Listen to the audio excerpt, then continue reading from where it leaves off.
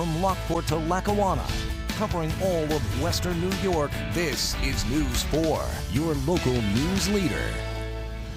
The World Para Ice Hockey Championship is returning to Harbor Center next month. It'll feature about 100 sled hockey players from 8 teams from all across the globe. We are happy to be joined by 2 members of the U.S. national sled hockey team. Jack Wallace is a 2-time Paralympic gold medalist.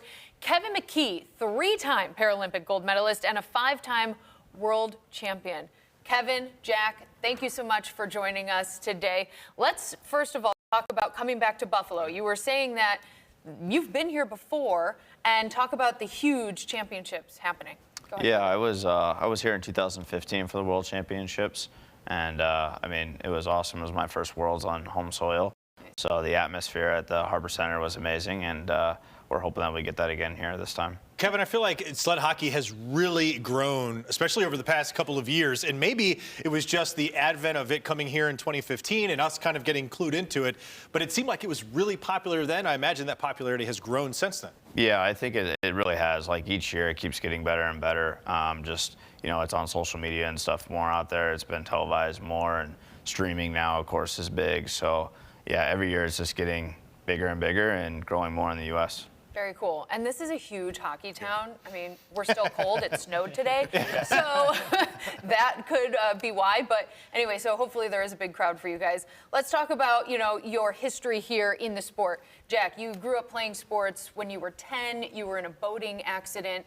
Tell me about that and how you transitioned into the world of para-athletes. Yeah, so I played hockey since I was 3 or 4 years old. My brother stuck the goalie pads on me when I was a kid and threw me a net, and you know I was shooting practice for him. That's right. Yeah, so then I ended up losing my leg in 2008 when I was 10 years old, and yeah, immediately wanted to figure out how to keep playing sports again, because hockey was my favorite thing to do, but I played a bunch of other sports too. So the first time I had my prosthetic, I went to the garage and put my old rollerblades on and tried to go out in the driveway and skate around. It obviously didn't work that well, but yeah, then I found a local program in Woodbridge, New Jersey, and yeah, started playing, and a guy by the name of Josh Pauls was on that team who won a gold medal in Vancouver, brought the medal back to our program, showed me and my dad, and the rest is history.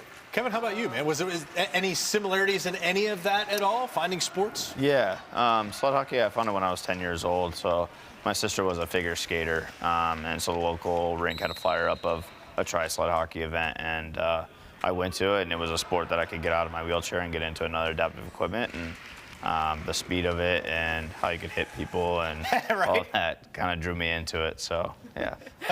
Boys, I love that. Just love to hit things. Okay, let's talk about how hard this sport is. Explain, you know, you're on a sled, there's one blade underneath that sled, and then what else is involved in it? Yeah, so there's actually 2 blades underneath, but Okay. they're very close together, so it looks like one blade. So they're I mean, mine are only an inch apart. Some guys are even closer.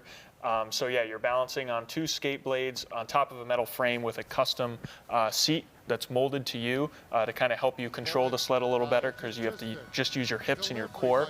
And then the main difference is that you're skating with your arms using the sticks, but you also have to stick handle and shoot with the sticks like stand-up hockey. Right. So you always need to be choosing when you're skating and when you're stick handling, and that creates a whole new level of you know, dynamics in sled hockey that stand-up hockey doesn't really have. You know, if a stand-up player wants to go on a quick rush, he can move his legs the whole time and leave his stick open. We need to decide when you can pass to someone, when you need to get skating and stuff like that.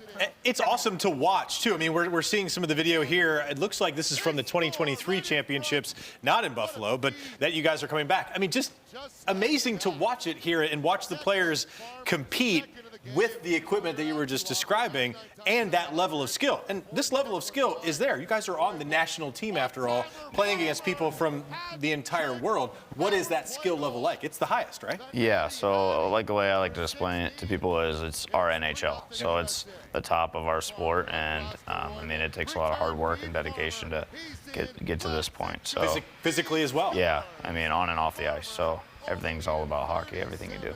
Winning gold medals, were those, I mean, that has to be the high point of both of your careers. Explain what that was like for both of you. Yeah, so I mean, it's a rare opportunity. You know, we've been lucky enough to where it has happened several times in our life. You know, him one more time than me, and it only rolls around every 4 years. So I was fortunate in 2018, my first one that we won.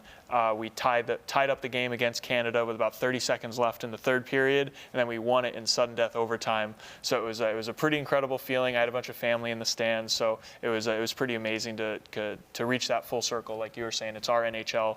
My dream as a kid was to go play in the NHL, and then once I held that first gold medal in my hands, the dream was to win one of those. So. What about you, Kevin? Yeah, I mean, it was just all the hard work and dedication paying off, and all the time you take away from your family and stuff like that. I mean, that was a big thing for me, was, you know, to see my family in the stands cheering. Without question. Yeah. All right, if you go, guys, give us one more time when and where and how can folks get tickets? Yeah, so it's at the end of May, May 24th to the 31st at the Leakham Harbor Center. You can find tickets there.